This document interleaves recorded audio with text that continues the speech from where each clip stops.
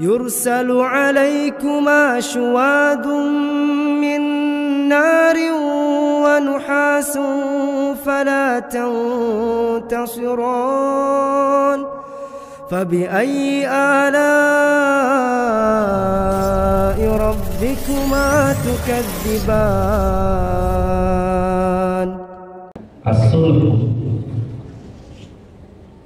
secara bahasa itu adalah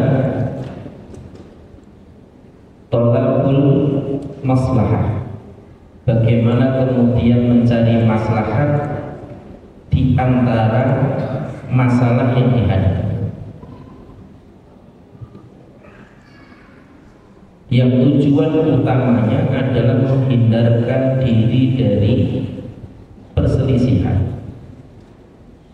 sebagaimana yang kemudian Allah firmankan, fa aslihu baina akhawaykum, maka perbaikilah hubungan di antara dua saudara kalian yang berselisih. Maslahat itu artinya adalah perbaikan atau manfaat. Ketika kemudian seseorang itu berusaha untuk mengislah, artinya dia sedang berusaha untuk mengambil manfaat atau memperbaiki sesuatu yang mungkin sebelumnya sudah rusak. Dalam hal apapun, baik dalam hukum berumah tangga, dalam kaitannya dengan hubungan rumah tangga atau hubungan ukhuwah atau apapun itu. Dan nanti di dalam bab muamalah kaitannya dengan harta, seringkali juga yang kemudian kita kenal dengan istilah sengketa. Yang ketika kemudian terjadi sengketa, maka salah satu di antara solusi untuk mengakhiri sengketa itu adalah melakukan jalur as-sulh, yaitu menemukan kompromi di antara kedua belah pihak yang bersengketa untuk kemudian meninggalkan perselisihannya dan mengambil keputusan yang sudah disepakati bersama. Maka nanti di dalam definisi syar'inya, as-sulhu adalah aqdun baina mutakhasimaini, yaitu akad di antara dua orang yang berselisih, yatawassalu bihi ila hillil khilafi bainahuma, yang dengan akad itu menghantarkan keduanya untuk mengakhiri perselisihan. Wa dzalika ka'an yadda'i syakhsun 'ala akhar haqqan ya'taqidu annahu sahibuhu. Seperti ketika ada seseorang yang kemudian mengaku memiliki satu barang yang itu ada pada orang lain. Ya. Yang dia mengaku bahwa barang itu adalah bagian dari miliknya atau ada hak dia di dalam barang itu. Fayukirrahul mudda'i alaihi li adami ma'rifatihi bihi, sehingga kemudian yang dituduh memiliki barangnya tadi itu mengakui karena tidak ada dia tidak mengetahui terkait dengan barang itu, fayusalihuhu ala juz'in minhu ittiqa'an lil khusumati, yang kemudian dia mensepakati sebagiannya, terjadi kompromi sehingga kemudian merelakan sebagian, ya. Wal yaminul lati talzimuhu fi halati ingkarihi, dan dia bersumpah atau mengucapkan sumpah ketika kemudian dia mengingkari apa yang dituduhkan kepada dirinya. Jadi ketika udah nggak ketemu, maka salah satu di antara jalur yang bisa ditempuh sebagai solusi adalah kompromi tadi. Dengan apa istilahnya, bergening-bergening tertentu sampai kemudian disepakati terkait dengan perselisihan yang terjadi tadi itu. Kalau bahasa kita ya istilahnya kekeluargaan aja. Nah, itu sulh. Disebut dengan sulh. Tapi bukan terkait dengan apa namanya di tengah jalan kalau di stop sama polisi bangun ya, bukan polisi tidur. Kalau di stop sama polisi bangun itu bukan kompromi. Itu hadiah khianat ya. Ya, berbeda. Bukan sulh itu. Walaupun terlihat seperti sulh. Hukmuhu as-sulhu jaizun. Secara hukum as-sulh atau kompromi tadi itu diperbolehkan secara syariat. Sebagaimana firman Allah Subhanahu wa taala, "Fala junaha 'alaihima ayyusliha bainahuma sulha was-sulhu khair." Di dalam Quran surat An-Nisa Allah Subhanahu wa taala menyebutkan, maka tidak ada larangan bagi keduanya untuk berkompromi. Ya. Ayyusliha bainahuma, untuk menyepakati sulh, kesepakatan-kesepakatan tertentu sebagai bentuk kompromi untuk mengakhiri perselisihan. Wasulhu khair, dan sesungguhnya sulh itu adalah sesuatu yang baik.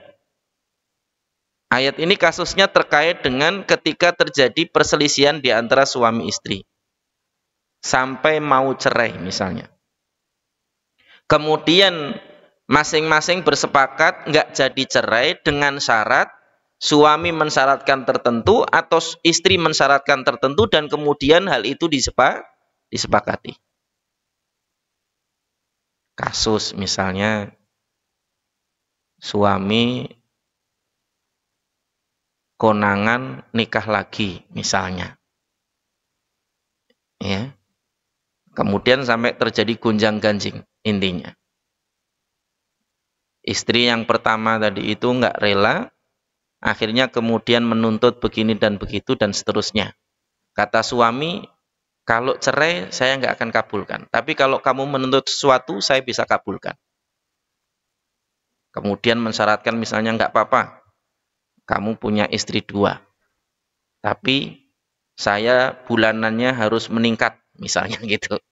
Saya minta per bulan 20 juta, misalnya. Misalnya Pak ini. Ini misalnya, ini apa istilahnya cerita tidak nyata. Ini sedang berandai-andai aja nih. Misalnya, ya. Kemudian rumahnya harus dipisah dan berjauhan dari rumahku, misalnya gitu. Ya. Kemudian jatah bulanan dia tidak boleh lebih besar dari jatah bulananku, misalnya gitu. Ya. Atau dan seterusnya sampai dirinci demikian, sampai kemudian dikompromikan dan seterusnya, ada bagian yang ditambahkan mungkin, ada bagian yang dikurangi, sampai ketemu kesepakatan, kemudian mereka sepakat, nah itu boleh. Sebagaimana kasus ketika kemudian Nabi SAW hendak menceraikan Ummu Salamah. Ya. Iya, Ummu Salamah kalau tidak salah ya. Yang kemudian akhirnya Ummu Salamah mengatakan, jangan engkau ceraikan wahai Nabi, tapi malamku berikanlah untuk Aisyah. Bagian malamku berikanlah untuk Aisyah. Ya. Karena Ummu Salamah itu sudah tua. Sedangkan Aisyah masih muda. Dan kecenderungan Nabi kepada Aisyah lebih besar dibandingkan kecenderungan Nabi kepada Ummu Salamah. Harapannya paling tidak kalaupun nanti Ummu Salamah meninggal, meninggalnya statusnya masih istri Nabi. Akhirnya kemudian diberikan bagian malamnya Ummu Salamah tadi itu kepada Aisyah sebagai kompromi supaya tetap statusnya jadi istri Nabi. Kenapa? Oh, Saudah, ya saya lupa. Ya, Saudah. Jadi kasusnya Saudah memberikan waktu malamnya tadi itu kepada Aisyah radhiyallahu anha. Dan itu diperbolehkan, ya. Ketika kemudian masing-masing sepakat, ya. Jadi kompromi itu entah dengan mengurangi hak atau dengan meminta sesuatu sebagai bagian dari bentuk komprominya tadi itu. Dan itu diperbolehkan di dalam Islam, ya. Dalam rangka mengakhiri perselisihan. Apa faedah dari syariat ini, Pak?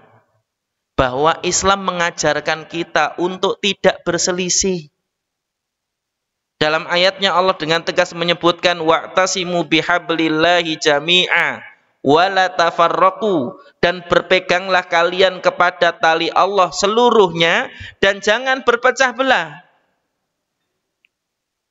Baik berpecah belah secara komunitas maupun berpecah belah dalam rumah tangga, hukum asalnya tidak boleh, Pak.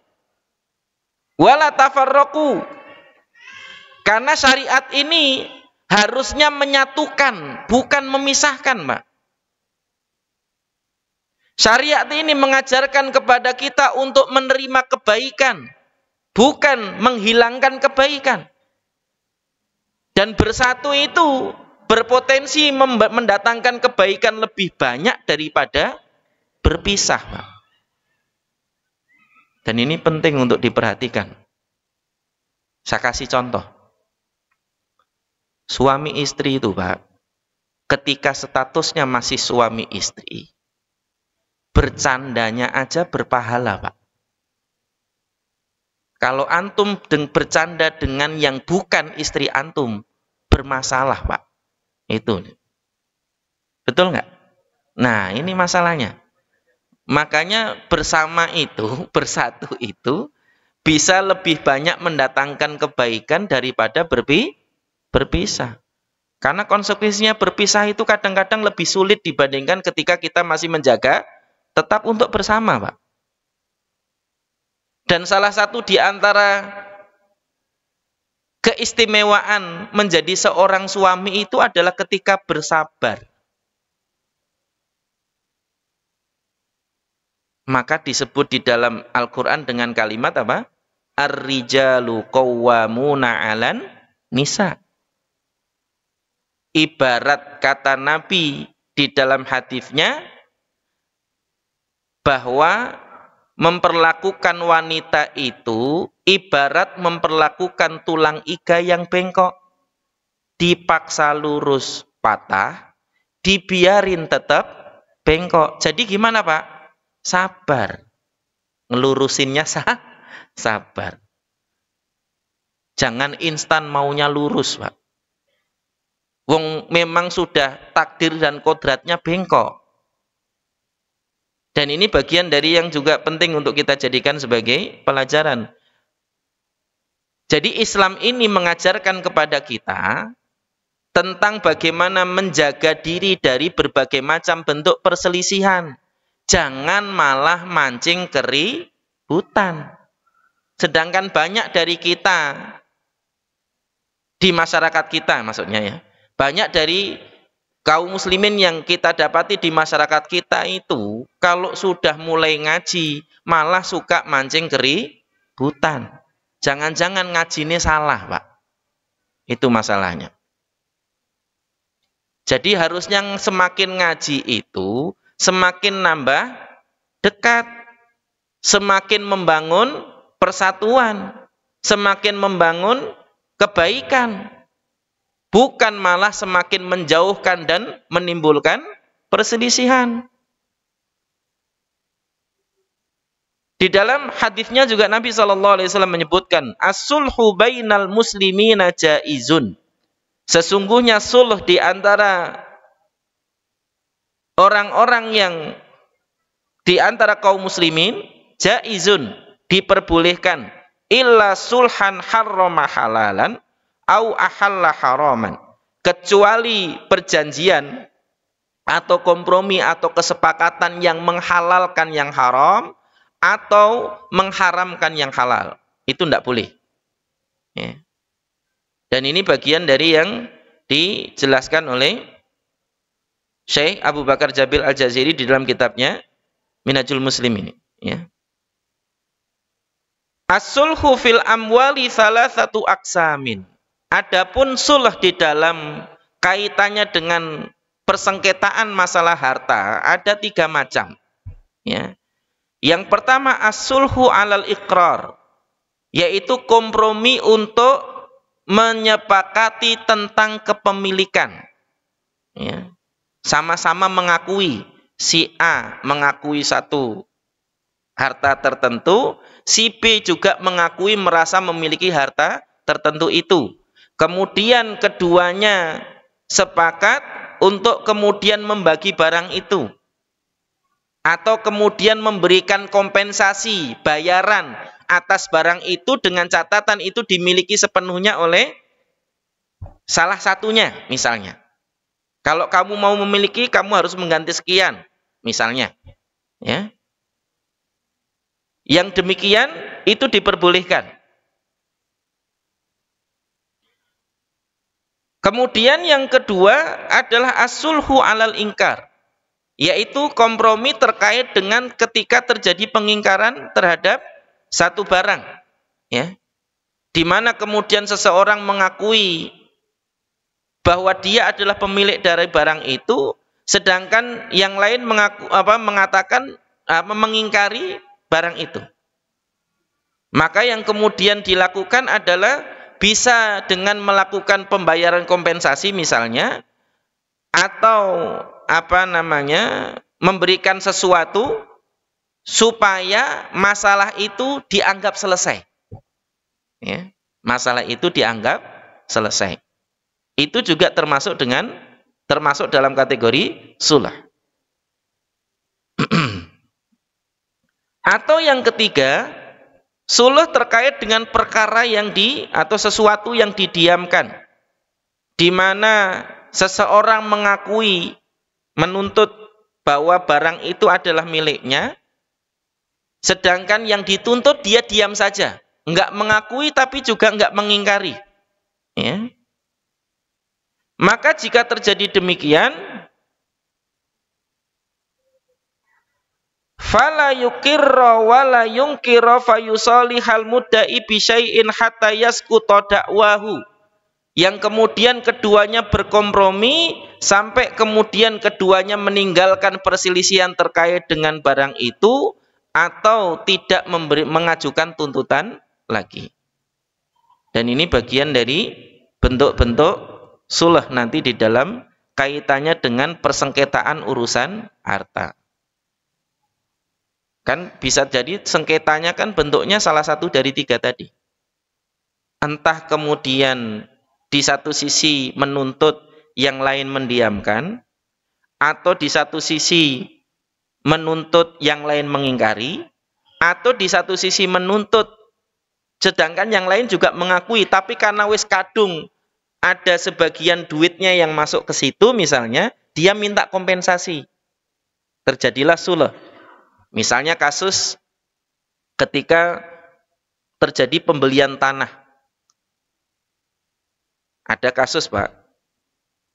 Tanah ini dijual. Ketika sudah beberapa waktu karena tidak kunjung dilunasi, karena ceritanya di tempo pembayarannya, akhirnya tanah ini diambil kembali. Ya. Setelah berselang waktu lama, ternyata terdengar kabar bahwa tanah yang kemarin katanya nggak jadi dibeli tadi, ya, ternyata sudah dijual ke orang lain lagi. Dibeli dengan harga tertentu. Lalu kemudian yang terjadi adalah si A yang awalnya menjual kemudian menarik kembali tadi itu menuntut tanah itu. Sedangkan si C yang dia membeli karena ketidaktahuan, dia sudah mengeluarkan dana. Karena dikiranya itu adalah milik si B yang menjual tadi. Maka kemudian terjadilah kompromi antara si C dengan si A. Entah kemudian si A mengembalikan uang yang telah diberikan, entah seluruhnya atau setengahnya tergantung hasil komprominya, ya. Atau kemudian si C tadi itu merelakan sebagian tanahnya tadi itu. Nah, itu bagian dari nanti yang kemudian disebut dengan kompromi, dengan catatan nanti ketika ini disepakati maka masalah dianggap selesai. Dan kasus itu kan banyak yang seperti itu, ya. Ada kasus juga beli beras, ada yang pesan beras secara online, beras dikirim.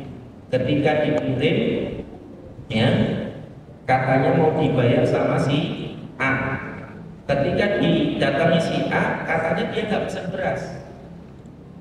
Ketika datang kepada si B orangnya udah nggak ada.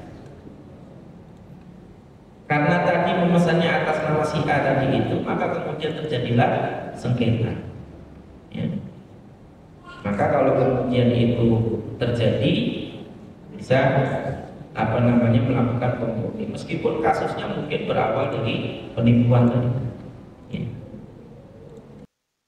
Ketika kemudian yang menipu tadi itu tidak bisa ditelusuri, tidak bisa, kemudian persengketaan itu masih ada, di dalam Islam salah satu di antara yang dianjurkan adalah melakukan sulh tadi itu sebagai solusi untuk menyelesaikan persengketaan. Bukan tentang untung rugi, Pak. Sulh ini tujuannya adalah untuk mengakhiri perselisihan. Jadi meskipun kita terasa rugi, kalau tujuannya adalah untuk mengakhiri perselisihan, maka yang kita dapatkan adalah keberkahan dari membantu saudara kita untuk tidak memusuhi satu sama lain. Makanya Allah dengan tegas menyebutkan di dalam ayatnya tadi itu dengan kalimat fa'aslihu baina akhawaikum. Ya, fa'aslihu bainahuma. Maka perbaikilah hubungan di antara keduanya.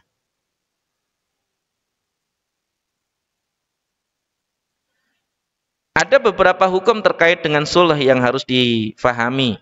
Yang pertama adalah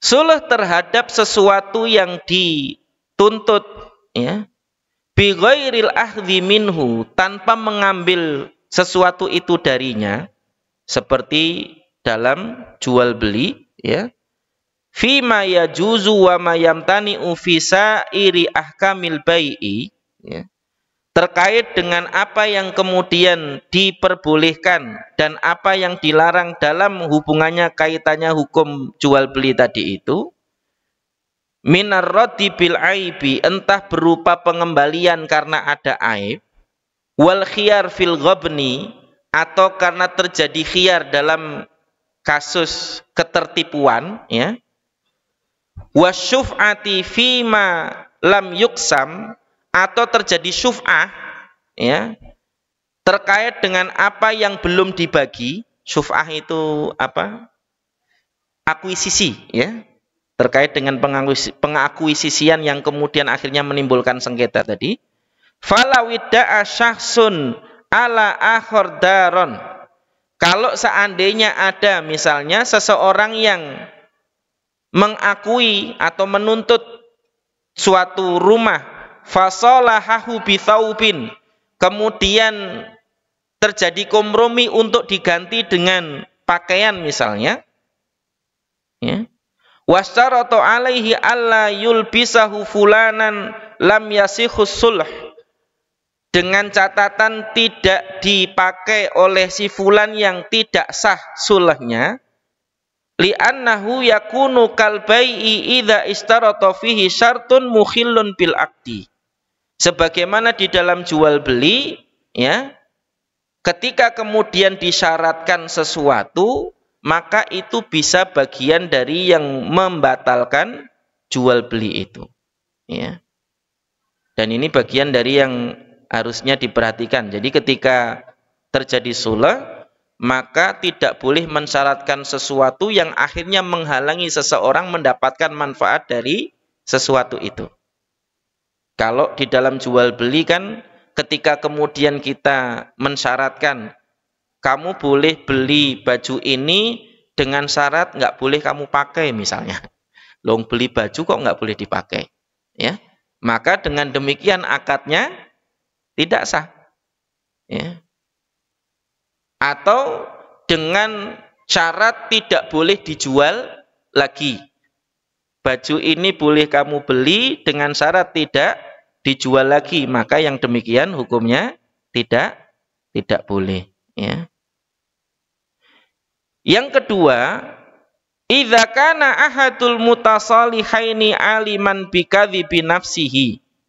Jika salah satu di antara orang yang melakukan sulh tadi itu mengetahui tentang kebohongan dirinya sendiri, fasulhu batilun fi haqqihi. Maka hukum sulhnya itu batil, tidak sah, ya. Wa ma akhadhahu biwajhi sulhi fahuwa haramun alaihi. Dan apa yang diambil yang itu bagian dari hasil kompromi atau sulh tadi itu, maka itu haram baginya. Jadi misalnya dia membawa barang, kemudian ada orang lihat ngaku, misalnya dia bawa motor, platnya, warnanya, jenisnya, speknya, cirinya, ternyata diakui oleh seseorang, bahkan dia membawa suratnya, misalnya. Kemudian ketika dia ketemu orang yang menuntutnya tadi itu, dia ngotot, enggak, pokoknya ini punya saya beli. Ya. Saya juga punya suratnya misalnya. Ternyata suratnya sudah digandakan, Pak. Dibikin kopiannya gitu. Ya. Jadi sama-sama membawa surat. Yang satu yang menggandakan tadi itu sebenarnya tahu bahwa barang itu bukan miliknya. Kalau seandainya kemudian akhirnya terjadi kompromi, nggak apa-apa ini motor buat kamu, tapi kamu harus bayar saya sekian misalnya. Kemudian sepakat, ya, dan dibayar, maka yang diambil oleh orang yang tahu bahwa sesungguhnya itu bukan barang miliknya, ya, dan dia berdusta dalam hal itu, maka dia haram untuk memakan apa yang dia ambil. Kalau dia tetap makan, berarti dia memakan barang yang haram. Ya. Dan akad sulhnya batil, tidak sah. Ya.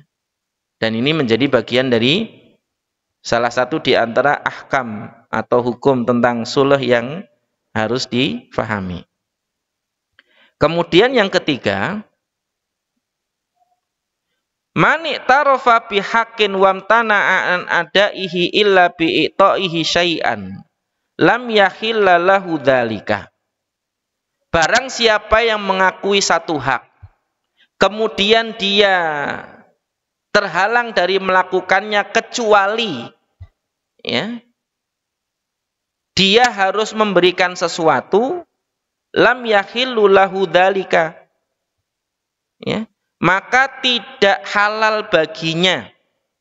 Seperti orang yang mengakui memiliki 1000 dinar atasnya, wamtana'a an adaiha, dan dia tidak mampu menunaikannya tadi itu, illa ayyudhi'a anhu khamsumi'atin minha, kecuali dengan memutihkan setengahnya misalnya, ya. Punya utang 1000, ya. Kemudian dia nggak mampu untuk menunaikannya, kemudian dia mensyaratkan dia akan menunaikannya kalau dikurangi 500, ya. Maka yang demikian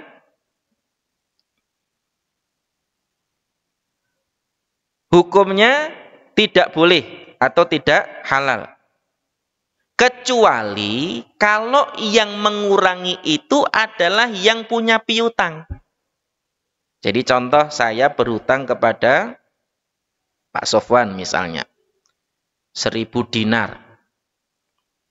Kemudian saya datang, saya nggak akan bayar kecuali kalau yang di korting 50%, misalnya gitu. Ya. Kalau yang mensyaratkan saya, nggak sah, nggak boleh.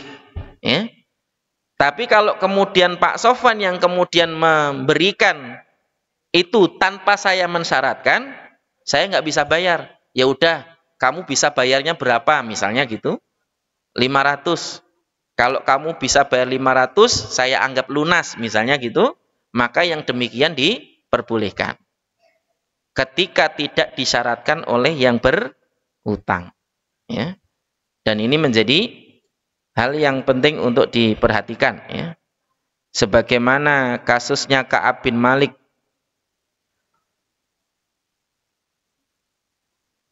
yang kemudian menunaikan hutang milik Ibnu Abi Hadrat, ya. Kana lahu alaihi fil masjidi fartafa'at aswatuhuma. Ketika kemudian ditagih, ya, kemudian suaranya meninggi. Ya, namanya kasus sebagaimana ini zaman sahabat, Pak. Jadi ketika ditagih utang, ribut sampai suaranya ngeras padahal di masjid. Jadi suaranya mengeras padahal di dalam masjid, ya. Hatta sami'ahuma Rasulullah. Sampai kemudian Nabi SAW mendengar hal itu dari dalam rumah beliau. Ya. Fakharaja ilaihi ma thumma nada. Lalu kemudian Nabi keluar dari hujrahnya tadi itu, dari kamar beliau, masuk masjid, kemudian memanggil Ka'ab, ya Ka'ab, labbaika ya Rasulullah. Maka kemudian Ka'ab memenuhi panggilan Nabi, fa asyara ilaihi an da'ish syatra min tainika, ya. Maka kemudian Nabi memberikan isyarat kepada siapa? Ka'ab bin Malik tadi itu untuk mengurangi setengahnya, ya. Faqala qad fa'altu ya Rasulullah, faqala kum faqdihi. Maka kemudian Nabi berkata kepada orang yang berhutang kepada Ka'ab tadi itu, bangun, tunaikan hutang. Sudah dikurangi soalnya, ya. Jadi kalau yang mengurangi si pemilik piutang supaya yang berhutang mau bayar, boleh. Tapi kalau si penghutang yang mensyaratkan saya nggak mau bayar kecuali kamu ngurangi 50% dari hutangku, nggak boleh, ya. Itu sulh yang atau kompromi yang tidak diperbolehkan kalau disyaratkan oleh pihak si penghutang, ya. Dan ini bagian dari yang penting untuk difahami, ya. Kemudian hukum yang keempat, lau salaha syarikahu fi haitin ala ayyaftah nafidatan au baban fihi bi'iwadhin muayyanin sahasul. Kalau seandainya dua orang berselisih terkait dengan misalnya sebuah bangunan, dinding, ya, di antara kedua rumah tadi itu, ya, atau mungkin jalan di antara kedua rumah tadi itu. Kamu boleh bangun rumah di tanah depan dengan syarat kamu ngasih jalan selebar 1 motor misalnya, 1,5 meter misalnya gitu, sepanjang dari rumahku sampai ke luar jalan misalnya. Atau kalau itu terkait dengan dinding, kamu boleh bikin dinding di sini dengan syarat kamu kasih jendela atau kamu kasih pintu sehingga ada sirkulasi udara misalnya begitu. Kalau demikian syaratnya, maka sulhnya syah, ya. Dan tidak apa istilahnya, tidak masalah yang seperti itu. Kan kasus banyak kadang-kadang terjadi orang beli tanah tapi di dalam, Pak. Sedangkan tanah di depan itu milik orang lain. Yang kalau orang di depan itu belum bangun nggak ada masalah, bisa lewat-lewat aja. Ketika yang di depan bangun nggak punya jalan, ya, maka terjadilah kompromi. Dibeli nggak boleh, ya. Kemudian apa istilahnya dibayari semua, diminta 1 meter nggak boleh. Akhirnya kemudian terjadilah kompromi, nggak apa-apa kamu bangun dengan syarat misalnya memberikan jalan selebar 1,5 meter tadi atau mungkin 1 meter sebatas untuk bisa masuk orang atau masuk motor. Maka yang demikian diperbolehkan kalau sepakat, ya. Dan ini bagian dari salah satu di antara apa yang diajarkan di dalam Islam terkait dengan bagaimana menyelesaikan perselisihan ketika itu terjadi, ya.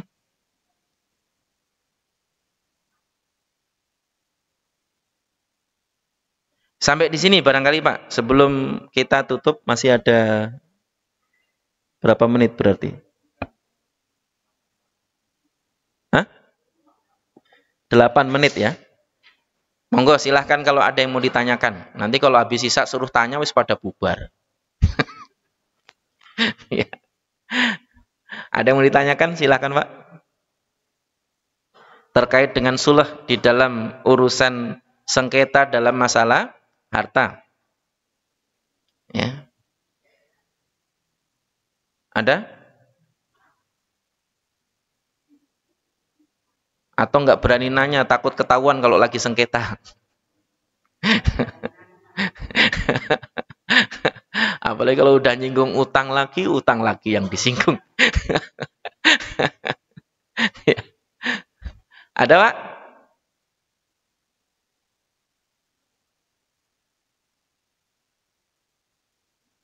Kalau tidak ada, saya tutup dengan sebuah kisah. Pernah suatu ketika Talhah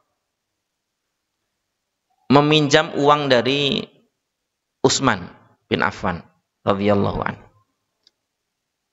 Talhah, masya Allah, sahabat Nabi yang luar biasa di dalam amanahnya terkait dengan urusan harta. Ketika kemudian tiba waktunya untuk membayar hutangnya tadi itu, maka kemudian Talhah mendatangi Utsman. Wahai Utsman, sesungguhnya dulu aku pernah meminjam uang darimu sebanyak 3.000 dirham. Hari ini aku ingin mengembalikannya. Karena ini adalah waktu yang aku janjikan bahwa aku akan mengembalikan hutangku kepadamu. Maka kemudian Utsman tersenyum dengan mengatakan, sesungguhnya aku sudah mengikhlaskannya sejak awal aku memberikannya kepadamu. Masya Allah. Aku sudah mengikhlaskannya sejak awal aku memberikan itu kepada dirimu. Apa faedah dari kisah ini, Pak?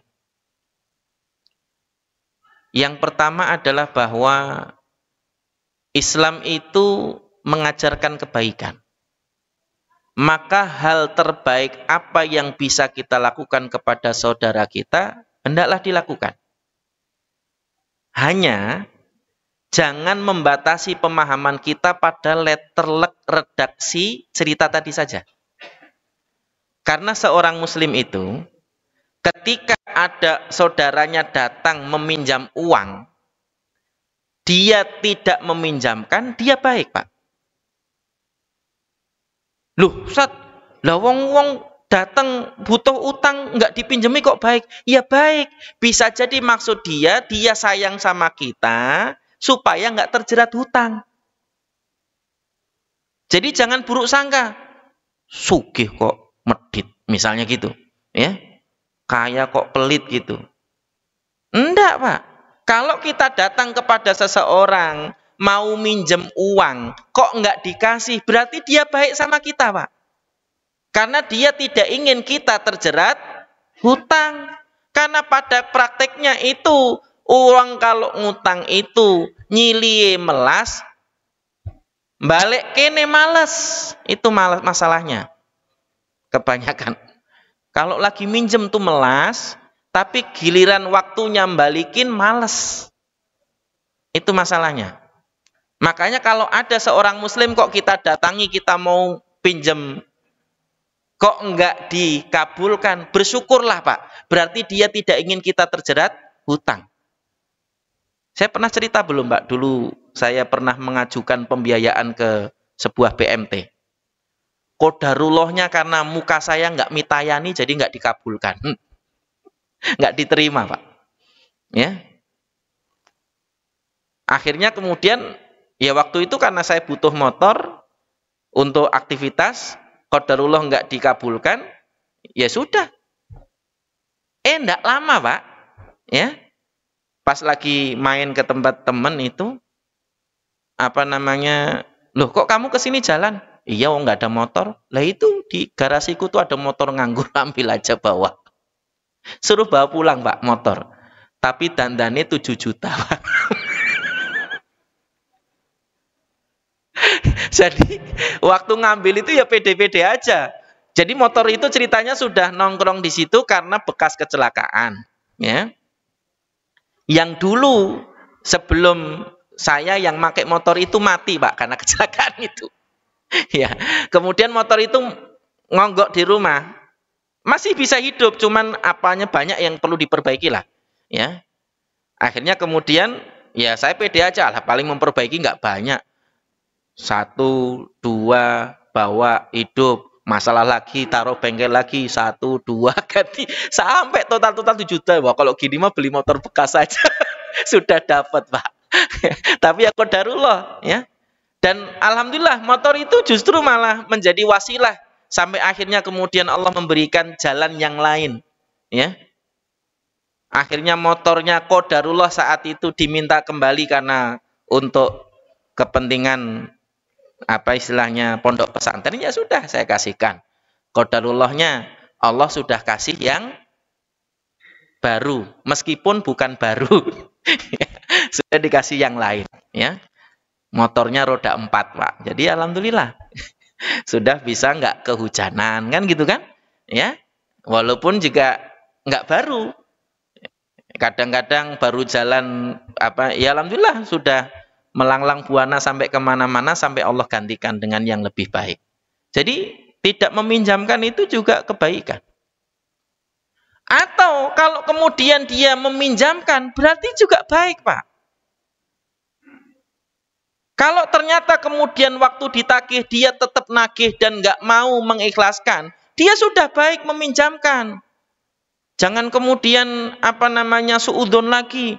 Wong kamu ini udah diutangi kok masih suudzon, gitu kan? Ini bagian dari yang juga penting. Apalagi kalau ternyata dia bukan hanya menghutangi, malah mengikhlaskan. Masya Allah itu baiknya itu.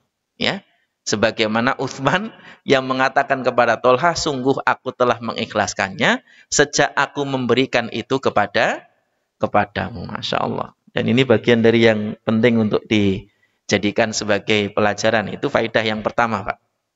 Faedah yang kedua, bahwa hutang piutang itu sesuatu yang lazim untuk diselesaikan. Bahkan nanti di dalam banyak riwayat hadis Nabi SAW mengingatkan kita bahwa segala sesuatu kalau kemudian itu sudah di akhirat Pak, itu nanti bayarannya itu adalah entah dengan pahala kita atau entah dengan dosa orang itu ditambahkan ke kita. Yang dalam sebuah hadis Nabi pernah mengatakan matalul ghaniyyi zulmun. Orang yang mampu bayar utang kemudian menunda pembayarannya, maka itu sebuah kezaliman. Dan kezaliman nanti bayarannya tadi, entah kemudian diganti dengan kebaikan kita kita berikan kepada orang yang kita hutangi, orang yang kita berhutang kepadanya tadi itu, atau keburukan orang itu ditambahkan kepada keburukan kita kalau ternyata kita sudah tidak punya keburukan, tidak punya kebaikan lagi. Berarti kita bangkrut sebangkrut-bangkrutnya itu Pak. Kebaikannya habis, dosane nambah. Gara-gara apa? Utang. Maka hati-hati dengan utang. Hari ini yang jadi masalah bukan hanya hutang Pak. Hutang, baik pinjol ataupun hutang yang tidak online. Ditawarkan bahkan pakai modal, pinjaman tanpa agunan, plafon lama, bisa sampai 500 juta misalnya gitu kan. Ditawarkan Pak ngutangnya. Termasuk yang pakai istilah pay letter itu. Beli dulu bayarnya nanti. Apa itu namanya? Ngutang Pak. Ya. Yang lebih parah sekarang bukan hutang Pak. Judol. Judi online. Yang perputaran uangnya dalam 1 bulan itu ratusan triliun. Dan ternyata Pak, yang ranking 1 itu adalah warga plus 62.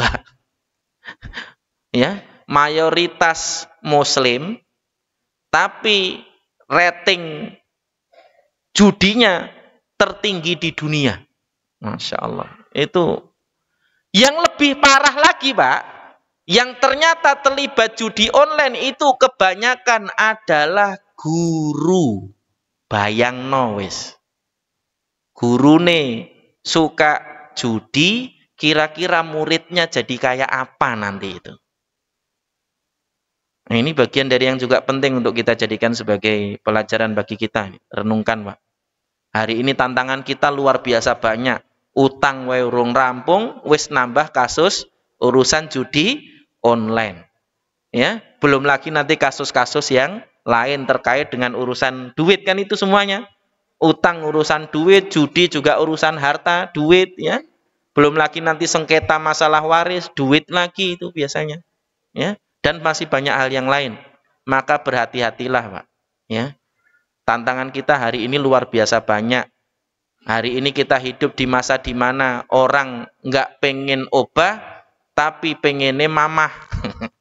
Kalau bahasa Jawanya begitu. Nggak pengen bergerak banyak, tapi pengen punya duit banyak. Kira-kira ketemunya di mana? Ya. Kalau antum termasuk apa istilahnya keturunannya Nabi Daud, ya bisa, Pak. Nabi Daud itu keturunannya siapa? Sulaiman. Sulaiman bahkan lebih kaya daripada bapaknya Daud, Masya Allah. Ya. Kalau antum punya privilege dan apa namanya punya trah anak wong sugih, ya nggak apa-apa, ora ubah duit oke, Pak. Tapi kalau kita ini bukan yang termasuk rizkinya yang datang, tapi yang harus mendatangi dan mengusahakan, ya memang harus bergerak. Ya. Dan ini bagian dari yang harusnya dijadikan sebagai pelajaran bagi kita. Mudah-mudahan Allah menjaga kita dari keburukan terkait dengan harta kita, entah itu terkait dengan terlilit hutang, yang Nabi SAW juga berdoa kepada Allah Subhanahu wa Ta'ala, Allahumma inni a'udzubika min dola'id dain. Ya Allah, aku berlindung kepadamu dari terlilit hutang. Apalagi harta yang diharamkan, termasuk perjudian tadi. Atau mengambil harta yang bukan miliknya. Yang hari ini, sulh ini sebagai salah satu di antara cara untuk mendapatkan harta. Contoh, nemu HP di jalan. Ketika ditelepon diangkat. HP-nya di mana? Ada sama saya, kalau mau HP-nya balik, bayar sekian. Itu kan sulh juga sebenarnya. Tapi sulh yang seperti itu haram. Hati-hati. Meskipun mudah, instan punya bisa dapat duit. Tapi yang seperti itu tidak dihalalkan. Ya.